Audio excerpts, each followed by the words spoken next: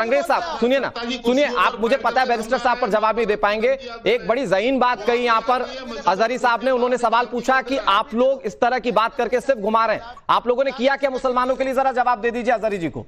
रंगरेज जी। अरे दोनों ने कुछ नहीं किया साहब। हैदराबाद आइए, देखिए भारतीय जनता पार्टी के हमारे इलाकों में जाइए, वहां पर देखिए क्या काम किया है। बिहार जाइए, अरे बिहार जाइए, महाराज जाइए, हमारे जहां जहां विधायक है जाकर देखिए क्या क्या काम किए हैं। अब हम देश में प्रधानमंत्री तो है नहीं, मुख्यमंत्री तो है नहीं जो हम उनके काम गिनवा दें। अरे जो हमारे एमएलए हैं, जहां हमारे एमपी हैं, वहां जाके देखिए हमने कितने काम किए। तो कम से कम जबान में आप बहुत अच्छा बोल लेते हैं, कह रहे हैं आप बहुत अच्छा बोल लेते हैं। वो बात आप भाजपा से सदन में खड़े होकर के अपनी अच्छी जबान से मनवा भी सकते हैं। चुनाव के मैदान में आकर के वो पुरानी बातें लेकर के आएंगे तो जाहिर है कि दूसरा भी बोलेगा। जब दूसरा बोलेगा तो आपको बुरा लगेगा। देखिए कितनी अच्छी बात कह रहे हैं अजहरी साहब। रंगरेज जी, आप बोलेंगे तो दूसरा भी जवाब देगा ना। बिल्कुल न्यूटन का लॉ है, every action is equal and opposite reaction. जल्दी से रंगरेज साहब, जल्दी से जवाब दीजिए, फिर मैं तुहिन जी के पास जा रहा हूं। अच्छा सुनिए, अच्छा सुनिए, 80-20 की बात कौन करता है? शमशान कब्रिस्तान की बात कौन करता है? कपड़ों से पहचानने की बात कौन करता है? मंगलसूत्र की बात कौन करता है? बेटी छीनने की बात कौन करता है? भैंस बकरी चुरा लेंगे ये कौन बात करता है? देश के सोर्सेज पे हमला कौन कर देगा? कौन करता है? धर्म युद्ध की बात कौन करता है? वोट जिहाद, लव जिहाद, लैंड जिहाद, हिजाब जिहाद, हाजी साहब आप बहुत अच्छे व्यक्ति हैं और आप कौम के हित में आप बोलते हैं। आपसे गुजारिश है, बिल्कुल भाजपा करती है। आपके पास मैदान है, सदन है, भाजपा उठाती है, भाजपा चाहती है। ठीक है, ओके अजहरी साहब ठीक है, अजहरी साहब और रंगरेज साहब ठीक है, ओके, मैंने आपको अच्छा खासा वक्त दिया। अब ठीक है, आप दोनों प्लीज शांत हो जाइए। देखिए कम से कम रंगरेज जी को जवाब तो दे दिया अजहरी जी ने कि ओवैसी जी चाहे जितना भी बोले, मुस्लिम ही भरोसा नहीं करते हैं और बनते हैं फिर वोटों के ठेकेदार। ठीक है, मैं आता हूं आप दोनों के पास। तुहिन सिन्हा जी, लेकिन बात घूम फिर कर वो 15 मिनट वाला भाषण देते हैं, मजाक बनाकर चले जाएं, घूम फिर कर आनी बीजेपी पर है।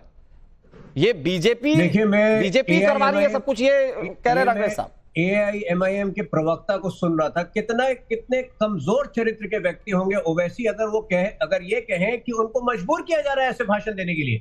क्या हमें मजबूर नहीं किया जाता? हमने कभी ये दुहाई नहीं दी है। जितनी बातें सनातन धर्म के विरुद्ध पिछले 1 वर्ष में कही गई है, आपको याद है?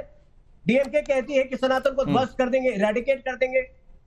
डीएमके का एक नेता कहता है कि मस्कीटो मच्छर की तरह है, और ये सभी इंडिया अलायंस की पार्टियां उनका समर्थन करती है डीएमके का। तो हम तो मतलब खुलेआम ये सब कह सकते हैं कि हमें मजबूर किया जा रहा है। हम ये भाषा का प्रयोग कभी नहीं करते, ये करते हैं क्योंकि इनकी अपनी इंटेग्रिटी, इनके अपने चरित्र में खोट है। ये बार बार उकसाना चाहते हैं मुसलमानों को। और अभी तो ये उकसावा क्यों? सिर्फ मुस्लिमों का वोट कंसोलिडेट कर देंगे अपने फेवर में, इसलिए? क्या कह रहे हैं आप तुहिन जी? ये उकसावा क्यों? क्या मुस्लिमों का वोट कंसोलिडेट कर देंगे अपने फेवर में, इसलिए? नहीं, उनको किसी का वोट प्राप्त नहीं है। हैदराबाद के बाहर उनको कोई पूछता ही नहीं है। ये उनकी बौखलाहट है। पिछले 10-15 वर्षों से जगह जगह ये तो बिहार में भी घूमा है। ये तो कोई ऐसी जगह नहीं है जिसको नहीं छोड़ा, बिहार में भी घूमा है। ठीक है, बिहार के रंगरेज जी जल्दी से जवाब दे दीजिए। बोल रहे हैं कोशिश तो आप हर जगह करते हैं, चाहे बिहार हो, चाहे बंगाल हो, चाहे यूपी क्यों ना हो, आपको कोई नहीं पूछ रहा। रंगरेज जी, एक सवाल आजाद जी ने पूछा था शो पर कि हमने मुसलमानों के लिए क्या किया। अब सरकारी स्कीम निकाल के देख लीजिए, कोई भी सरकारी स्कीम निकाल के देख लीजिए, उसमें 16 सीटों पर दूसरे नंबर पर 35% पार्टी के आदमी थे वो। अगर हमारे मन में जरा सी भी खोट होती तो ऐसा नहीं होता। ठीक है तुहिन जी, 1 मिनट, रंगरेज जी जवाब दे रहे हैं आपकी बात। फैलाते हो, झूठा प्रोपेगेंडा फैलाते हो लोगों के बीच में। हम एक मजबूत विपक्ष बनकर आज आपकी आंखों में आंखें डालकर आज सवाल पूछ रहे हैं आपसे। कहाँ है महंगाई? कहाँ है? महंगाई चरम सीमा पर चली गई। अरे तो महंगाई के सवाल पूछो ना। डॉलर के रेट कम करने की बात की थी, कहाँ है वो? अगर हम मुद्दों की बात करते हैं तो तुम जो है तुम बौखला जाते हो। मुद्दे की बात आप रिटेल इन्फ्लेशन फिगर देखिए, रिटेल इन्फ्लेशन फिगर यूपीए की तुलना में कहीं कम है। अच्छा 1 मिनट तुहिन जी, लेकिन एक बात मैं रंगरेज जी से पूछना चाह रहा हूँ। रंगरेज जी 1 मिनट, एक कायदे की बात पूछूं मैं आपसे। आप कह रहे हैं आप विपक्ष का काम कर रहे हैं। 288 में से लड़ तो 22 सीट पर रहे हैं, 16 सीट पर लड़ रहे हैं, माफ कीजिएगा 22 तो पहली बार में लड़े थे 2014 में। तो ये ऐसे विपक्ष बन जाएगा आपका? मैंने बताया अभी आपको, सुन तो लीजिए। पहले हमारे 2 सीटें महाराष्ट्र में हम जीते थे, और 15 सीटें ऐसी थी जहां पर हम दूसरी पोजीशन पे आए थे। हम सिर्फ वहीं पे फोकस कर रहे हैं अपना, ठीक है। ये हमारी रणनीति है, इसमें किसी का कोई नहीं कि हम सब पे चुनाव लड़े हैं। अभी नहीं लड़ रहे, हम जहां लड़ रहे हैं वहां ठीक लड़ रहे हैं, वो हमारी रणनीति है। भाजपा क्या थी, भाजपा का क्या इतिहास है? 1980 में से 84 तक कितने सांसद थे इनके, मैं पूछूं तो इनसे 2।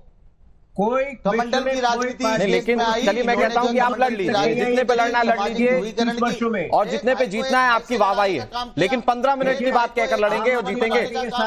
मैथिल साहब देखिए, आईना जब भी उठाया करें पहले देखा करें और फिर दिखाया करें। अभी महंगाई की ये बात कर रहे थे और अभी ये बात करने लग गए थे बेरोजगारी की, एक सेकंड में झुंझुना बजाना शुरू कर देते हैं, मंच से चिल्लाते हैं 15 मिनट के लिए पुलिस हटा दो, और यहां बैठकर ये झुंझुना बजाते हैं।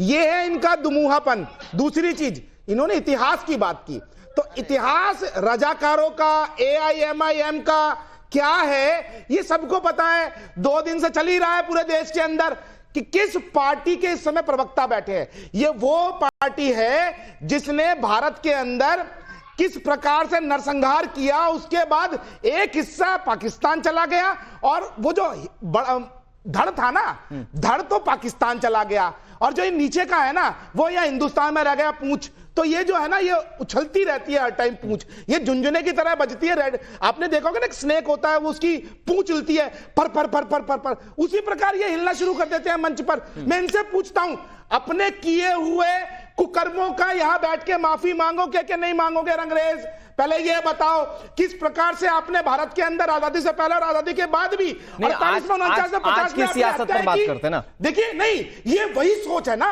आप समझिए अनुराग भाई, ये सोच वही है, लेकिन इनको ये याद नहीं है कि वो दिन हवा हुए, सुनो रंगरेज, ठीक है, वो दिन हवा हुए जब पसीना गुलाब था। ये नेहरू का नहीं, ये नरेंद्र मोदी का भारत है। लेकिन पत्थर उठाओगे तो तुम्हारा इलाज भी होगा, दंगा नहीं कर पाओगे यहाँ पर। मैं एक उम्मीद के साथ अजहरी जी के पास जाता हूं। अजहरी जी, आपने जब पहला कमेंट दिया मुझे अच्छा लगा, कम से कम आपने आईना दिखाया, चाहे वो किसी भी पक्ष का क्यों ना था। लेकिन फिर मुझे ये बताइए कि इस तरह की भड़काऊ बयानबाजी, देखिए किसी भारत सरकार के मंत्री ने कह दिया था देश के गद्दारों को गोली मारो, तो इस पर कुछ लोगों ने, एक वर्ग ने बहुत ज्यादा विरोध किया था।